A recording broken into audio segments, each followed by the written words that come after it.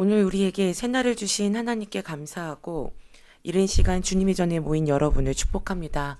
우리 다 함께 하나님을 찬양하겠습니다. 찬송가 310장입니다. 찬송가 310장 찬양하겠습니다.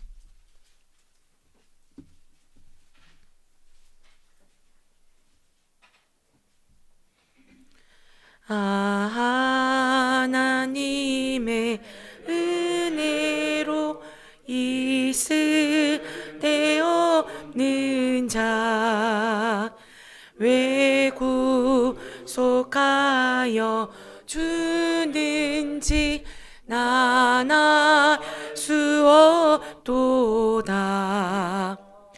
내가 믿고 또 의지함을 내 모든 형편 아시는 주님 늘 보호해 주실 것을 나는 확실히 아네. 왜 내게 굳세 믿음과 또 복음 주셔서 내 마음이 항상 편한지 난 알 수 없도다.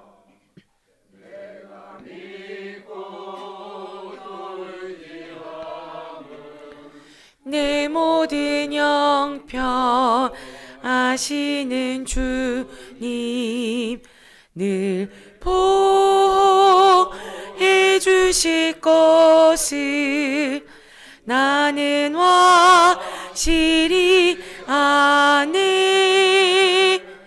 왜 내게 성령 주셔서 내 마음 감동해 주 예수 믿게 하는지 난 알 수 없도다. 내가 믿고 또 의지함을 내 모든 형편 아시는 주님 늘 보호해 주실 것을 나는 확실히 아네. 주 언제 강림하실지 홍남의 홍낮에 또 주님 만나 그곳도 난 알 수 없도다. 내가 믿고 또 의지함을 내 모든 형편 아시는 주님 늘 보호해 주실 것을 나는 확실히 아네. 아멘. 사도신경으로 우리의 신앙을 고백하겠습니다. 전능하사 천지를 만드신 하나님 아버지를 내가 믿사오며 그 외아들 우리 주 예수 그리스도를 믿사오니 이는 성령으로 잉태하사 동정녀 마리아에게 나시고 본디오 빌라도에게 고난을 받으사 십자가에 못 박혀 죽으시고 장사한 지 사흘 만에 죽은 자 가운데서 다시 살아나시며 하늘에 오르사 전능하신 하나님 우편에 앉아 계시다가 저리로서 산자와 죽은 자를 심판하러 오시리라. 성령을 믿사오며 거룩한 공회와 성도가 서로 교통하는 것과 죄를 사하여 주시는 것과 몸이 다시 사는 것과 영원히 사는 것을 믿사옵나이다. 아멘. 오늘 우리에게 주신 하나님의 말씀은 사도행전 25장 1절부터 12절까지의 말씀입니다.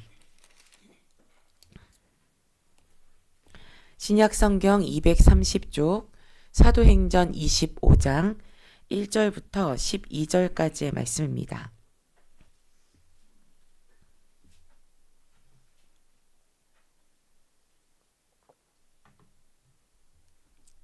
우리 찾으신 이 말씀을 한 목소리로 읽겠습니다. 베스도가 부임한 지 3일 후에 가이사랴에서 예루살렘으로 올라가니 대제사장들과 유대인 중 높은 사람들이 바울을 고소할세 베스도의 호의로 바울을 예루살렘으로 옮기기를 청하니 이는 길에 매복하였다가 그를 죽이고자 함이더라.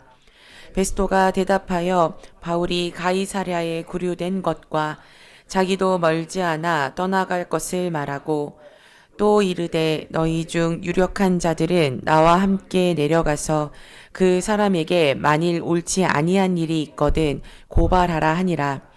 베스도가 그들 가운데서 8일 혹은 10일을 지낸 후 가이사랴로 내려가서 이튿날 재판 자리에 앉고 바울을 데려오라 명하니 그가 나오매 예루살렘에서 내려온 유대인들이 둘러서서 여러 가지 중대한 사건으로 고발하되 능히 증거를 대지 못한지라. 바울이 변명하여 이르되 유대인의 율법이나 성전이나 가이사에게나 내가 도무지 죄를 범하지 아니하였노라 하니 유대인의 마음을 얻고자 하여 바울더러 묻되 내가 예루살렘에 올라가서 이 사건에 대하여 내 앞에서 신문을 받으려느냐? 바울이 이르되 내가 가이사야의 재판자 앞에 섰으니 마땅히 거기서 신문을 받을 것이라. 당신도 잘 아시는 바와 같이 내가 유대인들에게 불의를 행한 일이 없나이다. 만일 내가 불의를 행하여 무슨 죽을 죄를 지었으면 죽기를 사양하지 아니할 것이나 만일 이 사람들이 나를 고발하는 것이 다 사실이 아니면 아무도 나를 그들에게 내줄 수 없나이다. 내가 가이사께 상소하노라 한데 베스도가 배석자들과 상의하고 이르되 내가 가이사에게 상소하였으니 가이사에게 갈 것이라 하니라. 아멘. 이 말씀은 하나님의 말씀입니다. 오늘 하루도 하나님의 말씀을 힘입어 승리하는 복된 날 되시기를, 우리에게 가장 좋은 것 주시는 우리 주님과 동행하는 한 날 되시기를 바랍니다. 담임 목사님과 사모님은 감리사 연수 중에 계십니다. 이번 한 주간도 그래서 제가 새벽기도 인도를 하도록 하겠습니다. 목사님과 사모님의 감리사 연수 일정을 위해서 함께 기도해 주시기를 바랍니다. 이제 벨릭스 총독에서 베스도 총독으로 바뀌었으니까 이제 우리는 작은 희망을 찾아보려고 합니다. 벨릭스 총독의 경우 복음을 듣고 복음의 능력으로 회개하고 변화해서 예수 그리스도의 제자로 살 수 있는 기회가 있었지만 그 기회를 차버렸습니다. 그리고 2년의 세월 유대인들의 호의를 사기 위해 벨릭스 총독은 제한된 자유를 허락하며 바울의 재판을 연기했습니다. 그러니까 바울은 그 2년의 세월을 허송세월하는 것처럼 보입니다. 그러다가 이제 총독이 바뀌었습니다. 그러니까 이제 우리는 기대하겠죠. 그러면 이제 바울의 시간이 흐르게 될까라고 말입니다. 오늘 본문 말씀을 읽다 보면 벨릭스 총독 말고 이 새로 부임한 베스도 총독은 벨릭스 총독보다는 조금 더 공정한 사람으로 보입니다. 베스도는 부임한 지 3일 후에 가이사랴에서 예루살렘으로 갔습니다. 베스도는 그 유다와 사마리아의 총독이었기 때문에 유대인들의 정서를 신경 써야만 했습니다. 그래서 유대인들의 영혼의 고향인 성전이 있는 예루살렘으로 향한 것입니다. 그때 대제사장들과 유대의 지도자들이 역시 베스도 총독에게 바울을 고발합니다. 그리고 바울을 예루살렘으로 옮겨서 이 예루살렘에서 재판을 해달라고 청하는데 그 이유가 뭐였냐면 이제 베스도가 이를 만약 허락한다면 바울을 가이사랴에서 다시 예루살렘으로 옮길 거잖아요. 근데 그 옮기는 과정 중에 매복해서 바울을 암살하려는 계획을 세웠기 때문입니다. 그러니까 그 2년여의 세월이 흘렀는데 대제사장들과 그리고 유대 지도자들은 아직도 바울을 죽이는 것을 포기하지 않고 있었습니다. 베스도가 부임해서 예루살렘으로 갔다라는 것은 베스도가 유다와 사마리아의 총독이긴 하지만 로마의 관리이긴 하지만 그러니까 유대인들의 눈치를 안 볼 수는 없는 입장이라는 것입니다. 그런데 베스도는 대제사장과 유대 지도자들의 요청을 거부했습니다. 그런데 사실 거부했다기보다는 이 사안의 공정성을 기하기 위해 바울이 가이사랴에서 풀려난 것이 아니라 무사히 구금되어 있으니까 만약 너희들 재판을 할 거면 가이사랴로 오거라 라고 그렇게 이제 말을 전했습니다. 그래서 이번에도 가이사랴에서 베스도의 재판정이 열렸습니다. 이미 앞서 열린 벨릭스의 재판정에서 더둘로를 변호사로 고용해서 바울을 고발한 이들은 어떤 증거를 대지 못했기 때문에 그 바울이 유죄임을 입증하지 못했습니다. 그리고 이제 2년이 지난 지금도 마찬가지죠. 죄가 없는 상태에서 구금된 거잖아요. 그런데 갑자기 없던 죄가 나타날 리는 없으니까요. 바울을 죽이려고 혈연이 되어 있던 이들은 여러 가지 무서운 죄목으로 바울을 고발했지만 어떤 증거도 되지 못했습니다.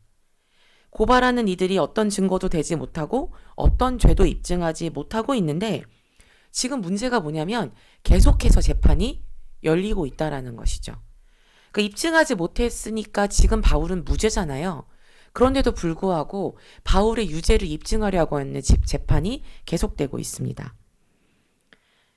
그러면 이거는 공정하지 않다라는 뜻이죠. 천부장 루시아도 전임 총독 벨릭스도 바울에게서 유죄를 찾을 수가 없었습니다. 바울을 고발한 유대인들은 바울이 죄가 있음을 입증할 수 없었습니다. 그럼에도 불구하고 바울이 계속 갇혀 있고 또 바울이 계속 재판을 받는다라는 것은 지금 새로 부임한 베스도 총독도 공정한 사람은 아니란 뜻입니다. 베스도 총독이 바울이 아닌 유대인들에게 마음이 기울었기 때문에 그래서 유대인들에게 호의적이었기 때문에 이 재판이 공정한지 공정하지 않은지에 베스도의 초점이 있는 것이 아니라 유대인들을 비위를 맞추기 위해서 지금 이 재판이 열렸을 뿐입니다. 그러니까 앞으로 계속될 이 재판에서 바울은 희망을 찾을 수 있을까요? 베스도는 더 나아가서 바울이 예루살렘으로 가면 어떤 일이 벌어질 거죠? 매복해 있던 유대인들이 바울을 암살하려는 계획이 지금 있잖아요. 그런데 이제 베스도는 더 나아가서 바울이 죽을지도 모르는데 재판정을 가이사랴에서 예루살렘으로 옮기는 일에 대해서 바울에게 묻습니다. 만약 바울이 이를 허락한다면 예루살렘으로 가는 도중에 바울은 죽을 수도 있겠죠. 그나마 물은 것도 그 이유가 무엇이었냐면 바울이 로마 시민권을 가지고 있었기 때문에 법적인 절차를 밟은 것 뿐입니다. 그러니까 결론은 무엇이냐면 베스도의 재판정에서 바울이 풀려날 희망은 전혀 없습니다. 희망 없는 이 상황에서 우리는 어떻게 희망을 가질 수 있을까요? 주님은 바울에게 이렇게 말씀하셨습니다. 사도행전 23장 11절 말씀을 제가 읽겠습니다. 그날 밤에 주께서 바울 곁에 서서 이르시되 담대하라. 내가 예루살렘에서 나의 일을 증언한 것 같이 로마에서도 증언하여야 하리라 하시니라. 주님은 이 말씀을 통해서 바울의 사명을 확인시켜 주셨습니다. 바울에게는 사명이 있었습니다. 예루살렘에서 예수님을 증언한 것처럼 로마에 가서도 예수님을 증언해야 되는 그러한 사명 말입니다. 사명은 주님의 보내심을 의미합니다. 지금 현재 주님의 보내심이 어떤 상황이냐면 하나님을 두려워하지 않는 사람들 그리고 또 사람을 두려워하지 않는 이들에게 둘러싸인 채 주님의 보내심에 길이 막혀버렸습니다. 그런데 이제 길이 열립니다. 바울이 베스도에게 이렇게 이야기했기 때문입니다. 오늘 본문 11절 말씀 제가 읽겠습니다. 만일 내가 불의를 행하여 무슨 죽을 죄를 지었으면 죽기를 사양하지 아니할 것이나 만일 이 사람들이 나를 고발하는 것이 다 사실이 아니면 아무도 나를 그들에게 내줄 수 없나이다.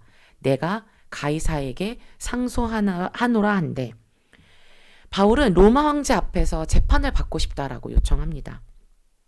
로마 시민은 황제에게 호소할 수 있는 권리를 가지고 있었습니다. 이제 그 로마 시민권을 이용해서 하나님의 소명이 막힌 것을 뚫으려고 지금 바울이 하는 것입니다. 황제 앞에서 받는 재판은 최종심입니다. 그렇기 때문에 거기 이제 로마에 가서 황제 앞에서 바울이 재판을 받아서 바울이 이제 이기게 되면 기독교가 이단이 아닌 로마가 인정하는 종교가 될 가능성이 있죠. 그러면 이제 유대인들이 그 바울을 공격할까요? 공격하지 못하죠. 로마의 종교로 인정받았으니까. 그리고 또 이방인 선교가 확장될 가능성이 생기는 것입니다. 어쨌든 그런데 이제 일어날 수도 있고 일어나지 않은 일이죠. 일어나지 않을 수도 있는 일인데 지금 현재 상황에서 바울이 꿈꿀 수 있는 가장 가능성이 큰 소망은 로마 황제 앞으로 나아가는 것입니다. 왜냐하면 하나님도 이미 그렇게 말씀하신 바 있기 때문입니다. 그런데 정말 그럴까요? 로마 황제 앞으로만 가면 이 문제가 다 해결될까요? 문제가 있었습니다. 그 문제가 무엇이냐면 현재 로마 황제가 누구냐라는 것이죠. 현재 로마 황제가 누구냐면 그 폭정으로 유명한 최악의 황제인 네로입니다. 그러니까 지금 바울은 누구 앞으로 가야 돼요? 네로 앞으로 가야 합니다. 바울은 지금 그 최악의 왕 네로 앞에서 재판을 받겠다고 베스도에게 선언하는 것입니다. 바울의 선택이 어떠한 결과를 낳을지는 사실 지금 우리는 잘 모릅니다. 그러니 우리가 기대할 수 있는 것은 오직 하나님 뿐이지요. 하나님은 우리에게 가장 좋은 것 주시는 분이니까요. 여러분, 하나님이 우리에게 가장 좋은 것 주시는 분이라고 믿으십니까? 그런데 왜 가장 그렇게 좋은 것 주시는 분이 바울에게 주시는 좋은 것은 왜 이럴까요? 왜냐하면 계속 문제가 해결될 것 같은데 해결되지 않고 로마의 시민권을 가지고 이제 가이사 앞으로 가겠다라고 했는데 그 가이사가 누구예요? 네로잖아요. 이것 좋은 것이라고 할 수 있을까요? 하나님은 우리에게 언제나 가장 좋은 것을 주시는 분입니다. 저는 그렇게 우리 하나님이 우리에게 가장 좋은 것을 주시는 분이라 믿습니다. 그런데 우리에게 있어서 가장 큰 문제가 뭐냐면 하나님이 주신 그 좋은 것을 우리가 좋아하지 않을 가능성이 있다라는 것입니다. 하나님이 내게 좋다고 주신 것인데 내가 그것을 좋아하지 않을 가능성 말입니다. 바울의 경우 누굴까요? 네로 황제겠죠. 이런 상황에서 우리가 기억해야 하는 것은 무엇이었냐면 하나님이 우리를 지으셨으며 부르셨으며 보내신다라는 것입니다. 사도행전 9장 15절에서 하나님은 바울에게 뭐라 그랬냐면 내가 택한 그릇이다 라고 말씀하셨습니다. 그래서 바울이 이방인과 임금들과 이스라엘 자손들에게 복음을 전할 것이다 라고 하셨습니다. 그런데 이제 이걸 바울한테 직접 이야기하는 건 아닌데 전달됐을 거라고 저는 믿어요. 바울이 택한 그릇이라고. 그런데 이 말을 들었을 때 바울 기분 어땠을까요? 아니, 우리 한번 생각해 볼게요. 여기 지금 하나님이 오셨어요. 여러분 보고 너희는 내가 택한 그릇이다 라고 말씀하셨습니다. 여러분 기분이 어떠실 것 같습니까? 별로일 거, 잠시만요, 하나님, 결과를 좀 생각해 보겠습니다. 이러실 거예요? 아니죠. 아멘 하시지 않겠습니까?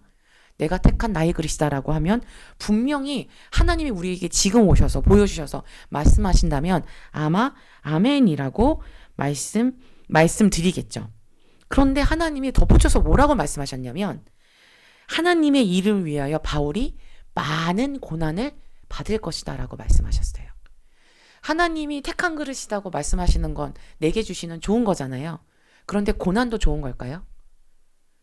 그러니까 어떻게 하고 싶냐? 우리는 어떻게 하고 싶냐면 고난은 분리해서 택한 그릇만 선택하고 싶은데 하나님은 바울을 택한 그릇이라고 그를 부르시면서 그에게 동시에 너에게 고난이 있을 것이다 라고 말씀하셨습니다.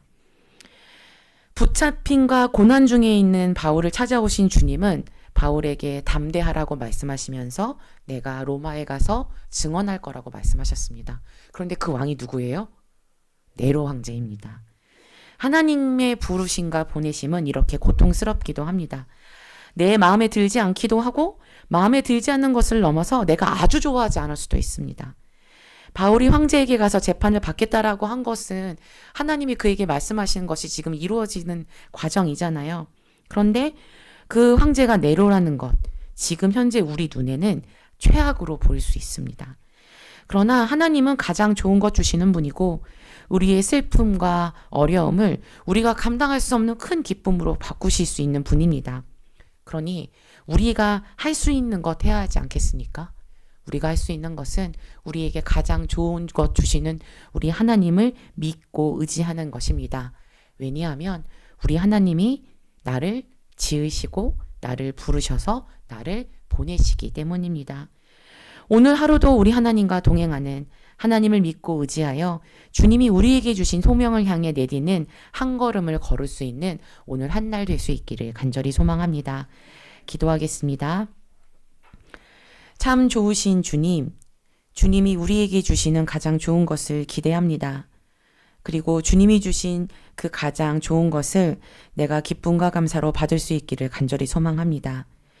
어렵고 힘든 세상을 살아가면서 주님이 나를 지으시고 부르시고 보내신다는 것을 잊지 않게 하옵소서. 주님이 나와 동행하시고 나의 길을 이끄신다라는 것을 기억하고 오늘 주님이 주시는 것들을 기뻐하고 감사함으로 누리며 살아가게 하옵소서. 우리 주 예수 그리스도의 이름으로 기도합니다. 아멘.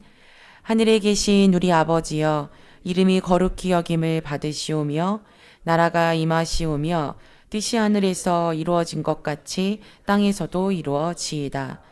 오늘 우리에게 일용할 양식을 주시옵고 우리가 우리에게 죄 지은 자를 사하여 준 것 같이 우리 죄를 사하여 주시옵고 우리를 시험에 들게 하지 마시옵고 다만 악에서 구하시옵소서. 나라와 권세와 영광이 아버지께 영원히 있사옵나이다. 아멘.